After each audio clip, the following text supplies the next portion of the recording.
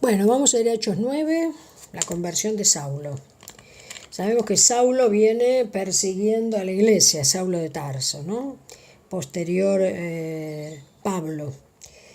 Saulo, respirando aún amenazas y muerte contra los discípulos del Señor, vino al sumo sacerdote y le pidió cartas para las sinagogas de Damasco, a fin de que si hallase algunos hombres o mujeres de este camino, los trajese presos a Jerusalén. Iba a por todas el Saulo este, Mas yendo por el camino, aconteció que al llegar cerca de Damasco, repentinamente le rodeó un resplandor de luz del cielo.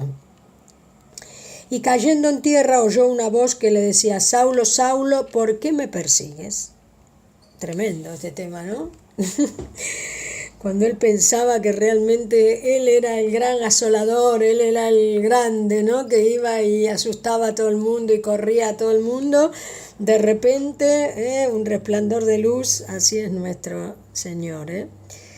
Y cayendo en tierra oyó una voz que le decía: Saulo, Saulo, ¿por qué me persigues? Él dijo: ¿quién eres, Señor? Y le dijo: yo soy Jesús, a quien tú persigues.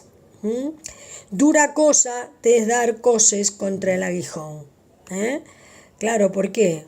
Porque es como que él se estaba golpeando a sí mismo, se estaba lastimando a sí mismo, ¿no? El Señor le dice, él sabemos que tenía un aguijón en la carne, entonces como que se diera contra el aguijón persiguiendo al Señor, claro, se estaba perjudicando a sí mismo.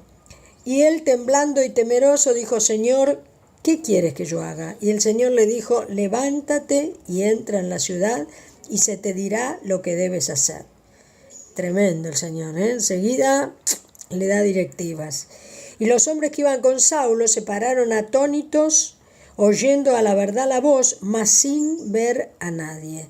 Dios siempre es un Dios personal y cuando quiere hablar contigo lo va a hacer contigo solo. Entonces Saulo se levantó de tierra y, abriendo los ojos, no veía a nadie, así que llevándole por la mano le metieron en Damasco, donde estuvo 3 días sin ver y no comió ni bebió. Claro, tuvo 3 días, ¿por qué? Porque tenía que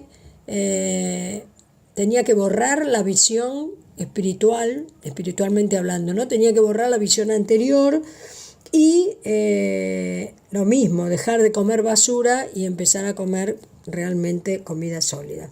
Había entonces en Damasco un discípulo llamado Ananías, a quien el Señor dijo en visión: Ananías, y él respondió: heme aquí, Señor. Miren la inmediata obediencia de Ananías, Y el Señor le dijo: levántate y ve a la calle que se llama Derecha y busca en casa de Judas a uno llamado Saulo de Tarso, porque aquí él ora. Qué maravilla. Y ha visto en visión a un varón llamado Ananías que entra y le pone las manos encima para que recobre la vista. Entonces Ananías respondió: Señor, he oído de muchos acerca de este hombre, cuántos males ha hecho a tus santos en Jerusalén. Y aún aquí tiene autoridad de los principales sacerdotes para prender a todo lo que invoque en tu nombre. Claro, tenía un miedo bárbaro Ananías, dijo, me agarra y me da.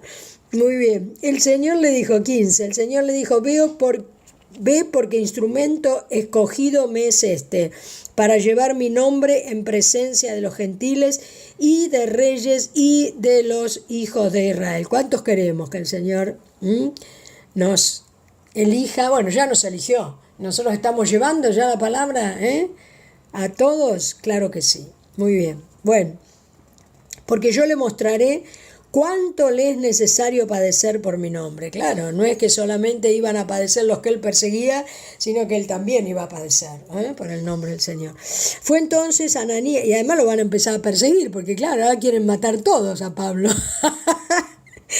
Fue entonces Ananías y entró en la casa y poniendo sobre él las manos dijo: hermano Saulo, el Señor Jesús, que se te ha aparecido en el camino por donde venías, me ha enviado para que recibas la vista y seas lleno del Espíritu Santo. Y al momento le cayeron de los ojos como escamas y recibió al instante la visión y levantándose fue bautizado. Ahí tuvo realmente la nueva, qué maravilla, nueva visión. Y habiendo tomado alimento, la palabra, recobró fuerzas y estuvo Saulo por algunos días con los discípulos que estaban en Damasco. Muy bien, empieza a predicar. Enseguida predicaba a Cristo en las sinagogas diciendo que este era el Hijo de Dios. Y todos los que le oían estaban atónitos, claro, no entendían nada. Y decían, ¿no es este el que asolaba en Jerusalén a los que invocaban este nombre? Y a eso vino acá para llevarlos presos ante los principales sacerdotes. Claro, me hace acordar cuando decían de Jesús, pero ¿cómo? ¿No es este el hijo del carpintero? Lo mismo.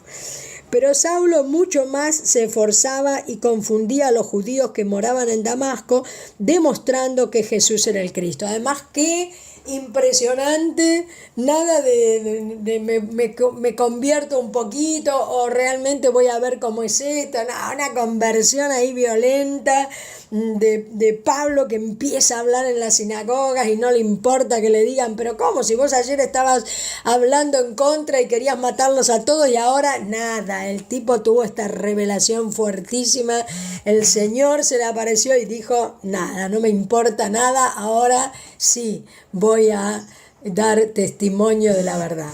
Qué impresionante, muy bien. 23. Dice, pasados muchos días los judíos resolvieron en consejo matarle, claro, pero sus acechanzas llegaron a conocimiento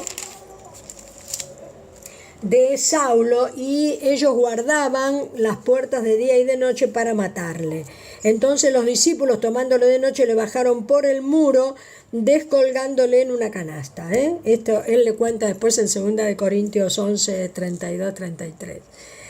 Saulo en Jerusalén, 26. Cuando llegó a Jerusalén trataba de juntarse con los discípulos, pero acá otra historia. Pero todos le tenían miedo, no creyendo que fuese discípulo. Claro, no es como ahora que tenemos internet, WhatsApp y enseguida te dice, no recibí lo que acaba de irse de acá, qué sé yo, no, ya al toque estamos hablando con cualquier punto del planeta. Acá no, entonces estos pobres que sabían que él había tenido esta conversión violenta y qué sé yo, le tenían un miedo bárbaro. Muy bien, pero entonces Bernabé, dice, tomándole, le trajo a los apóstoles y les contó cómo Saulo había visto en el camino al Señor, el cual le había hablado, y cómo en Damasco había hablado valerosamente en el nombre de Jesús. Y estaba con ellos en Jerusalén y entraba y salía, y hablaba denodadamente en el nombre del Señor y disputaba con los griegos, pero estos procuraban matarle, otros más que querían matarlo. Cuando supieron esto, los hermanos lo llevaron hasta Cesarea y lo enviaron a Tarso, a su tierra, ¿no? Entonces las iglesias tenían paz por toda Judea, Galilea y Samaria, claro, porque ya Saulo no perseguía a nadie más, entonces empezaban a respirar toda la iglesia del Señor, ¿no? Y eran edificadas andando en el temor del Señor y se acrecentaban fortalecidas por el Espíritu Santo. Genial. 32, curación de Eneas. Aconteció que Pedro, visitando a todos, vino también a los santos que habitaban en Lida y halló allí a uno que se llamaba Eneas, que hacía 8 años que estaba en cama, pues era paralítico.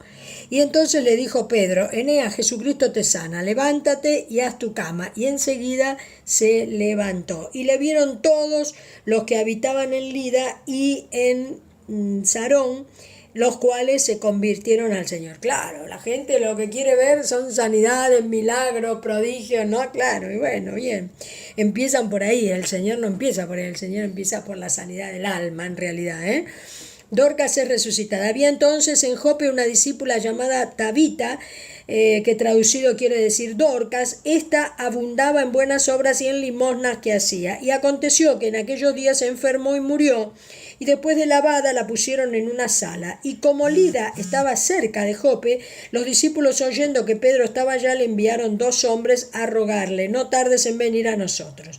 Levantándose entonces Pedro, que grande enseguida, fue con ellos, y cuando llegó le llevaron a la sala, donde le rodearon todas las viudas llorando y mostrando las túnicas y los vestidos que Dorcas hacía cuando estaba con ellas. Entonces, sacando a todos, Pedro se puso de rodillas y oró, y volviéndose al cuerpo dijo, Tabita, levántate. Y ella abrió los ojos y al verlo a Pedro se incorporó, y él dándole la mano la levantó. Entonces, llamando a los santos y a las viudas, la presentó viva.